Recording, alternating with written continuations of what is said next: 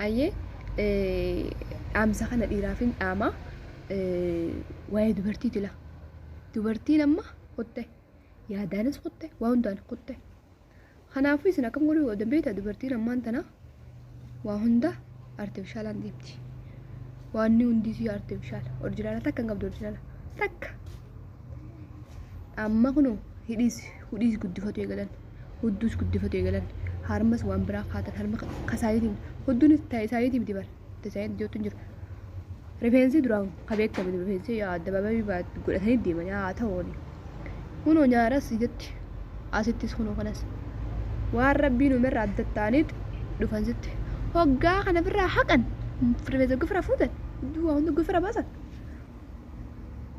akkana jettee hafta laal booda akkanatti nafin amma ofirraa laale booda akkana jettee illa isuma san eegaa hulta. No, no, no, no.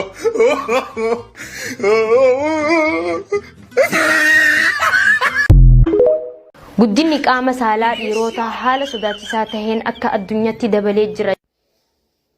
Maal jette? Hullee ijaasaa kana ni buuta moo hin buutu? Hin buu maaltu na buusa hin buu maaliif hin bu'aa lubbuuti ijaasu daadhee hin buu. Amma nuti baatii ijaa waliin agarreeti sababni ittiin buuneef malee maaltu lubbuu si sodaachisa? Laa lubbuuti ijaa sodaachisaadha abbaa kiyya maalumaan na buusan tiyya hayi afaasa qabdaawu. Maaltu sodaachisee miti buuyyi namni baatii ijaa akkami namni dalagaa irra ta'a buuyyi kun siin jirraan buutu? Maallaqa sitti arguu jira hin buu lubbuuti ijaa sodaadheetiin jira bar gaazexee isaan hundi kun oomiyaan gaazexeenyaan guutuun raasoo jirti bar meeshaan saala dhiiraa akka malee guddachaa jira lubbuudhaan lubbuu hawaasaatiif sodaachisaadha yaani raasoo jirani maaliif hin bu'a? Abooni kijibanii waan kijibaati maaltu waan kijibaata dhiiftanii buutamuun buutummaati amma laga irraa hin dalagaa asirraa hin dalaga malee. Kan kee maraan silaa mana wayii dhufanii maraan doktor.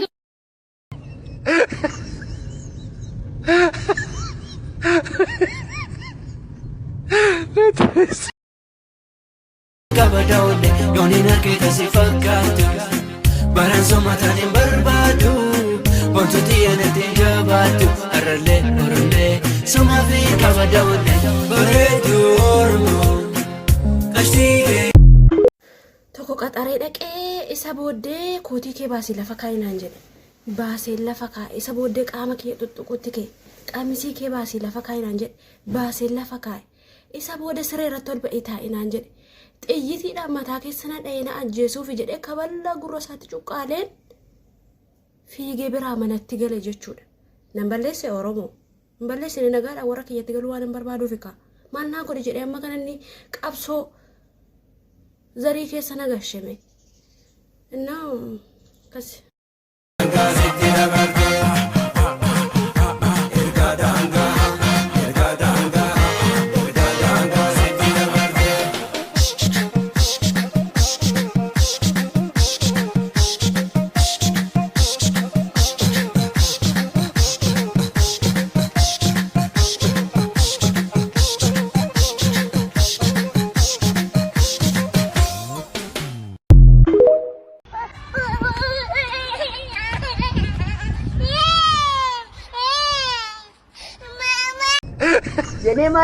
Jeneemar maaramee lafatti si hamarmartu Yenee wud jireenyi sitaa wadda dabbo Yenee fiqiruun dhagaadhaan mataa kee bakka lamatti siifa baasu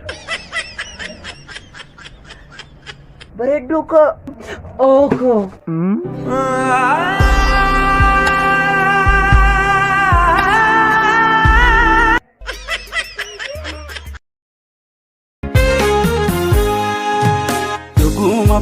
Duguma yadosiko mujaati nooree banii akkam jirtaan aguma yashaggeeko.